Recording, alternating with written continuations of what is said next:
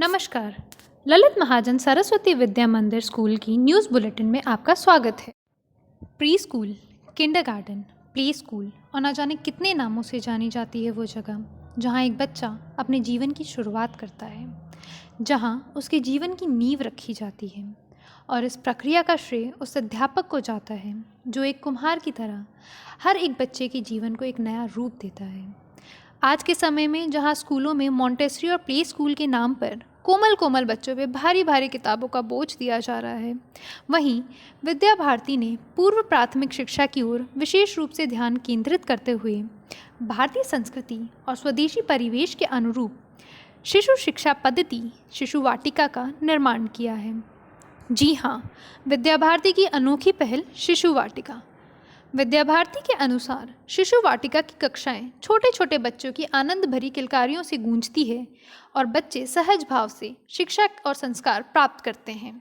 विद्या भारती के सभी विद्यालयों में पूर्व प्राथमिक शिक्षा के लिए शिशु वाटिका का निर्माण हुआ है। तो आइए आज ललित महाजन स्कूल वसंत विहार नई दिल्ली में चल रहे शिशु वाटिका के बारे में यहाँ की अध्यापिकाओं से जानते हैं। हमारे साथ शिशु वाटिका की अध्यापिकाएं श्रीमती नीमा तिवारी जी और श्रीमती संगीता पाठक जी हैं। आप दोनों को नमस्कार। विद्या भारती ने अपने विद्यालय में ये जो शिशु वाटिका का विकास किया है, इस पर आप थोड़ा प्रकाश डालें। विद्या भारती में शिशु वाटिका का जो विकास है वो 1980 में हुआ। आजकल के बदलते परिवेश के अनुरूप ही विद्या भारती ने शिशु वाटिका को की जो संकल्पना है वो उसको विकसित किया है। जैसा कि आप जानते हैं कि भारत में जो बच्चों की औपचारिक शिक्षा है वो 5-6 वर्ष से शुरू होती है, कक्षा प्रथम से, लेकिन 3 से 5 वर्ष तक का जो समय है बच्चा अपने परिवार के सदस्यों के साथ बिताता है। वहाँ वो स्नेह पाता है और घर के संस्कारों को ग्रहण करता है। उसकी पहली जो टीचर है वो उसकी अपनी माँ होती है। लेकिन आज जो है समय बदल गया है। इस आधुनिक काल में परिवार जो है वो न्यूक्लियर फैमिली है, वो एकल फैमिली हो गई है। पेरेंट्स जो है वो वर्किंग है, तो कहीं ना कहीं इस कमी को महसूस किया जाता है कि बच्चों में वो संस्कार नहीं मिल रहे हैं, वो प्यार नहीं मिल रहा है। इसी के चलते विद्या भारती मैंने अपने विद्यालयों में शिशु वाटिका को विकसित किया और ये एक एकल इकाई है जो भारतीय थॉट प्रोसेस पर वर्क करती है, यानी कि बच्चों को जो हम जो यहाँ शिक्षा देते हैं वो भारतीय संस्कृति और स्वदेशी परिवेश के अनुरूप ही देते हैं। यहाँ पर बच्चों का जो सर्वांगीण विकास के लिए हम उसके संपूर्ण विकास के लिए उसके सामाजिक, उसके मानसिक, शारीरिक, बौद्धिक और नैतिक विकास के लिए हम अलग अलग क्रियाकलाप कराते हैं। इसके लिए हमने शिशु शिक्षा पद्धति में 12 आयाम रखे हैं, जिसमें से मैं आपको कुछ बताती हूँ। तरणताल, बागवानी, प्रदर्शनी, खेल, ये हमारे कुछ विज्ञान प्रयोगशाला हैं जो 12 आयामों में से कुछ मैंने आपको बताए हैं। हमने अपने विद्यालयों में इसकी अलग अलग कार्यशालाएं बनाई हुई हैं, जिसमें बच्चे जो हैं अलग अलग क्रियाकलाप करते हैं। जैसे इसके नाम से ही पता है आपको कि शिशु वाटिका यानी कि 0 से 5 तक का बच्चा जिसको हम शिशु कहते हैं, और वाटिका मीन्स मनोरंजन या आनंद का स्थान, यानी कि बच्चों के आनंद का स्थान। इसके अंतर्गत हम बच्चों को जो भी कार्यक्रम क्रियाकलाप या कार्य करवाते हैं वो बच्चों को हम उनके अनुभवों द्वारा सिखाते हैं। तो इसके लिए हमने कुछ 12 शालाएं रखी हुई हैं और यहाँ पे अलग अलग क्रियाएं होती हैं, जैसे खेल कूद, बागवानी, योग, अभिनय, कहानी, गीत। इनके द्वारा हम बच्चों का सर्वांगीण विकास करते हैं। जैसा कि संगीता जी ने बताया कि शिशु वाटिका में, विद्या भारती के अंतर्गत शिशु वाटिका में बच्चों को फन विथ लर्निंग पर ज़्यादा जोर दिया जाता है और वैसे भी आज के समय में किताबी ज्ञान से ज़्यादा बच्चे फन विथ लर्निंग से ही शिक्षा प्राप्त कर रहे हैं, तो आप अपने विद्यालय में ये कैसे सुनिश्चित करते हैं कि बच्चों की पढ़ाई में रुचि बनी रहे? अब मैं तो ये मानती हूँ कि छोटे बच्चे, कोई भी बड़ा भी है, अगर किसी चीज में अगर आपको इंटरेस्ट नहीं है आप उसको नहीं करो जी। और ये स्टडी की बात है, छोटा बच्चा है, नटखट है, तो फन, अब उसका फन कैसे करें? तो अब जैसे अगर हम कुछ व्यंजन सिखा रहे हैं तो हम उसे गीत के द्वारा सिखाएं, या कोई व्यंजन को हम बच्चे को समझा रहे हैं या कोई इंग्लिश का लेटर बता रहे हैं तो हम उसकी कहानी बनाएं कि बच्चे उस कहानी को देखें और उसके द्वारा सीखें, जिसे कहते हैं खेल खेल में सीखना।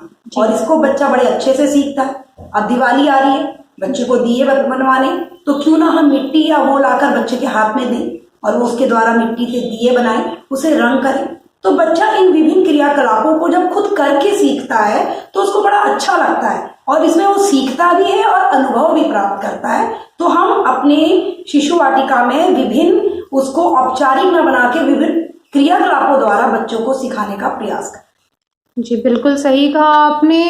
एक बच्चे के लिए पढ़ाई कभी बोझ नहीं बनना चाहिए और शायद शिशु वाटिका में, शायद क्या, मुझे पूरी उम्मीद है कि शिशु वाटिका में आप इस चीज़ पे पूरी तरह जोर दे रहे हैं। मेरा अगला सवाल आपसे ये है कि जो अभी प्रेजेंट टाइम चल रहा है, जो हमारा कोरोना काल चल रहा है, ऐसे में विद्यालयों की जो सबसे बड़ी चुनौती थी वो थी ऑनलाइन क्लासेस लेना। फिर उससे भी ज़्यादा बड़ी चुनौती ये आई कि जब सामने 3-4 साल के छोटे छोटे बच्चे बैठे हैं तो चुनौती और बढ़ गई। तो ऐसी स्थिति में आपने ये कैसे सुनिश्चित करा कि बच्चों की पढ़ाई के साथ कोई समझौता नहीं होना चाहिए? अब आप ये सोचिए, बच्चा जब स्कूल आता था तो वो प्रेयर भी करता था, एक्टिविटी भी करता था, गेम्स भी करता था जी।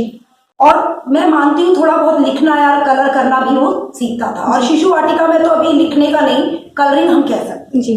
पर अब ऑनलाइन के माध्यम से उसको जोड़ना और एक्टिव भी रखना एक बड़ी चुनौती तो थी, पर पेरेंट्स ने भी हमें मदद करी क्योंकि हमने क्लास की स्टार्टिंग में एक्सरसाइज, जिसमें पेरेंट्स को भी बोला कि आप भी साथ कीजिए। और सबसे बड़ी चीज है हेल्थ इज वेल्थ, जो आज हम इस कोरोना काल में समझ रहे हैं कि हेल्थ होना कितना जरूरी है। बिल्कुल सही। तो बच्चों को एक्सरसाइज, राइम, बच्चों को राइम बैठा के नहीं, खड़े होकर विद एक्शन, और फुल डांस करें क्योंकि बच्चा बाहर जा नहीं पा रहा, मस्ती करे तो कैसे करे।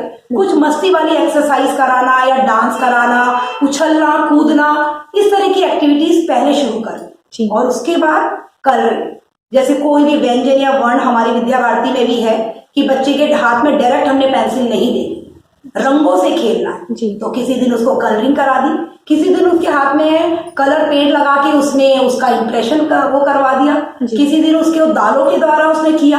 यानी कि विभिन्न ऐसी क्रियाएं, रुचिपूर्व क्रियाएं बनाई गई कि बच्चों ने उसमें बड़ा इंटरेस्ट लिया और वो कहता कि मेरी अभी क्लास होने वाली है, मुझे जल्दी ब्रेकफास्ट करा दो। मम्मा उसकी बोलती है कि बच्चा ये कह रहा है मुझे जल्दी रेडी करो, आज दिवाली का फंक्शन सेलिब्रेट करना है, हमने सारे फंक्शन भी हमने ऑनलाइन सेलिब्रेट कर। बहुत बढ़िया।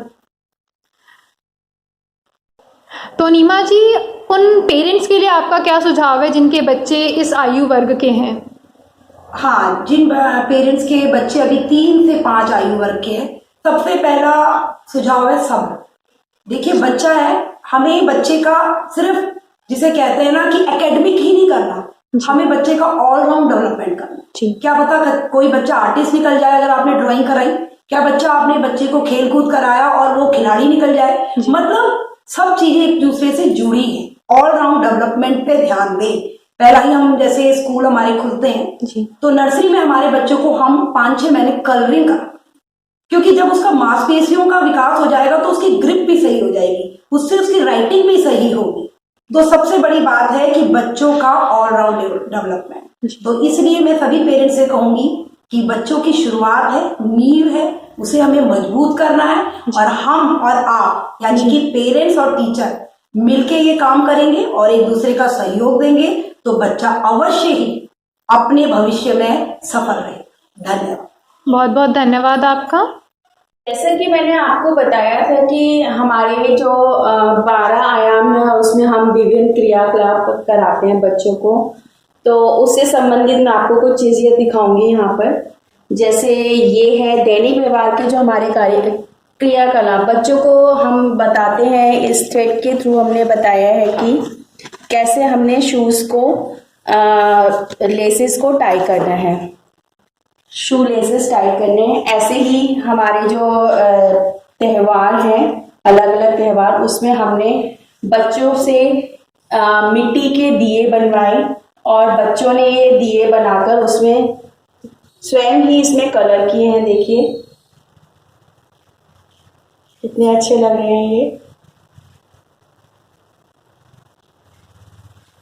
इसी तरह से हम बच्चों को गीत, कहानी, कविता जो कराते हैं उसके लिए जो हम म्यूजिकल इंस्ट्रूमेंट यूज करते हैं वो यहाँ रखे हुए हैं।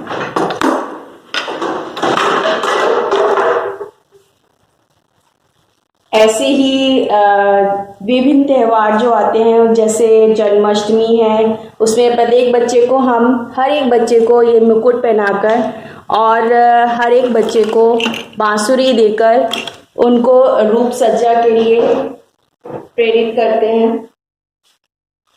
बागवानी के लिए हम बच्चों को अलग अलग, सभी बच्चों के लिए अलग अलग हम लोगों ने ये पॉट रखा हुआ है और इसी तरह से ये खुरपी है।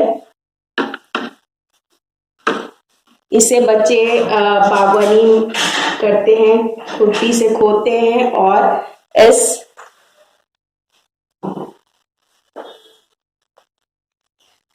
और बच्चों को प्रकृति के प्रति हम प्रेरित करते हैं, उनको प्रकृति से के प्रति प्रेम के लिए प्रोत्साहित करते हैं। इसी तरह से ये रंगमंच है हमारा। रंगमंच के द्वारा हम बच्चों को पपेट शो से अलग अलग कहानियां, कविता कराते हैं और उनको भी प्रेरित करते हैं कि वो स्वयं आगे आकर अपने कविता और कहानी भी सुनाएं।